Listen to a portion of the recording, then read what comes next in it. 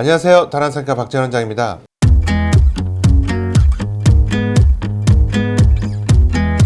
이마 축소 수술과 헤어라인 교정 어떤 거를 선택해야 되는가, 정말 많이 문의하시고 있는 부분인데요. 이 두 가지 수술을 다 할 수 있는 성형외과 전문의로서 좀 객관적이고 현실적으로 각각의 장단점을 따져보고 어떤 경우에 어떻게 하는 게 좋은지 한번 알아보도록 하겠습니다.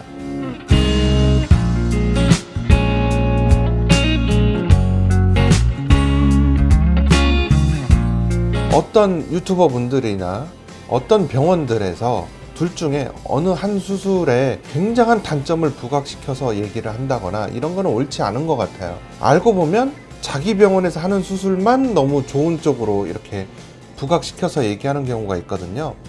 어느 때 어떤 분한테 하는 것이 좋고 어떤 경우에는 어떤 수술이 적합하지 않은지 제가 보기에는 그런 기준선이 있습니다. 그래서 그런 기준선에 대해서 정확히 말씀드리려고 해요.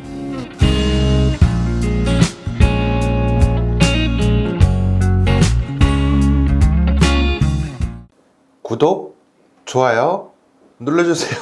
자, 첫째, 이마 축소 수술 장점은요, 즉시 축소가 가능합니다. 모발이 다시 자라나는 기간이 필요하지 않고 즉시 축소가 가능하고요, 뒷머리를 사용하지 않습니다. 그리고 비교적 밀도를 그대로 유지하면서 내릴 수 있습니다. 가장 큰 단점은 흉터입니다. 보통 여성분들이 여기서부터 여기까지의 길이가 두상이 좀 크면 16cm, 작으면 14, 평균 15cm 정도가 나오거든요. 직선거리 15cm가 되는데 이 15cm 정도의 흉터가 남습니다. 그런데 이 흉터는요, 생각보다 잘 안 보입니다 라고 얘기를 듣고 수술하시는데 생각보다 남는 경우가 많다는 것을 주의하셔야 됩니다. 특히 이 흉터는요, 저생소성 흉터로 남습니다. 주변의 피부색보다 하얀 흉터로 남아요. 우리는 머리카락이 검은색이기 때문에 이 저색소성, 약간 하얀색의 흉터가 남으면 굉장히 눈에 띄게 돼요. 당연히 피부 톤이 기본적으로 어두운 사람이 이런 흉터가 훨씬 더 눈에 잘 띌 거고요. 이런 흉터는 몇 년이 가도 잘 사라지지 않습니다. 이 흉터가 상당히 문제가 되니까 이마 축소한 다음에 루틴으로 레이저 치료를 해주는 것도 있고, 또 흉터가 생기면 모발이식에서 그 흉터에 모발 심으면 간단히 가릴 수 있어요, 별거 아니에요 라고 설명을 들으실 수 있을지 모르는데, 모발이식 하는 선생님들 많이 공감하실 텐데요. 흉터에 머리를 심었을 때 잘 안 사는 경우가 상당히 많습니다. 그리고 또 리터치를 해서 또 심고 또 심어야 됩니다. 그래서 이 흉터가 가장 치명적인 단점이 되겠습니다. 흉터라는 거는 결국에 흉터가 남느냐 안 남느냐보다 눈에 보이느냐 안 보이느냐로 따져야 되거든요. 눈에 잘 띄는 흉터가 평생 지워지지 않는 흉터가 남을 수도 있다는 거, 이거 주의하셔야 되고요. 그러면 흉터가 잘 남을 것 같은 사람, 특히 피부톤이 어두운 사람, 켈로이드를 가지고 있는 사람, 피부에 탄력이 낮거나 반대로 너무 높은 사람도 흉터가 잘 보이거든요. 그리고 앞머리에 이 헤어라인의 모발의 방향이 불규칙한 사람, 대표적으로 앞가마가 있다든지 소알튼 머리가 있다든지 이런 분들은 흉터가 더 잘 눈에 띕니다. 이런 경우는 이마 축소 수술을 하는데 굉장히 주의해야 한다 라고 말씀드릴 수 있겠어요.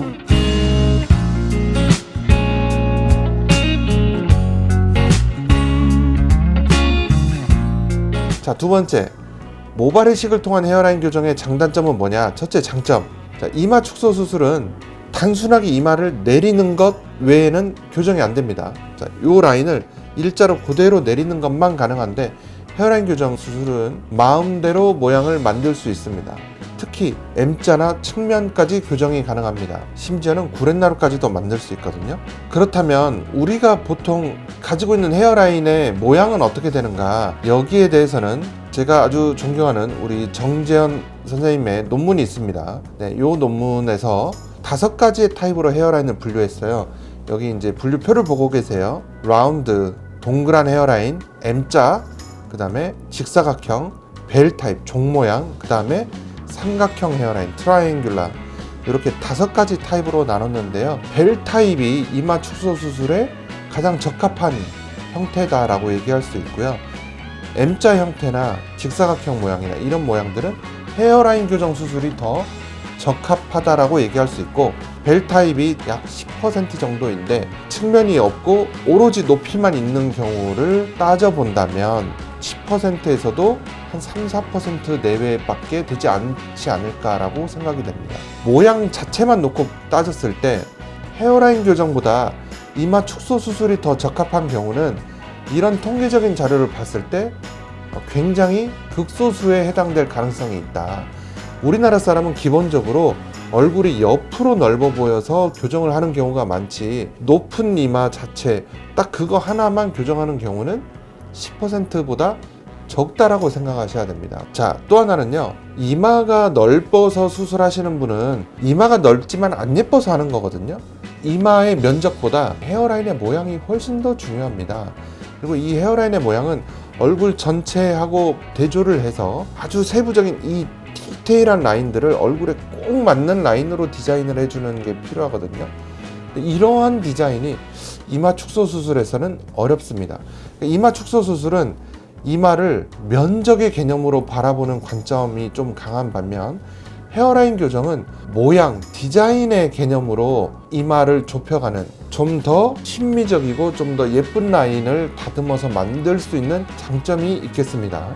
그런데 헤어라인 교정이 그러면 어느 때 안 좋은가? 헤어라인 교정은 심어서 모발이 빠져서 다시 자라나서 최종적인 경과를 보는데 10에서 12개월 정도가 걸립니다. 결과를 보는데 오래 걸리고요. 뒷머리를 사용해야 됩니다. 그래서 뒷머리에 절개식이 됐건 비절개식이 됐건 뒷머리가 줄어들고 흉터가 남는다. 그리고 예외적으로 둘 중에 어느 하나로도 다 해결이 안 될 정도로 넓은 경우에 두 가지를 병용하는 경우가 있습니다. 그래서 그런 경우는 이마 축소 수술을 하면서 헤어라인 교정을 동시에 심어주기도 하고요.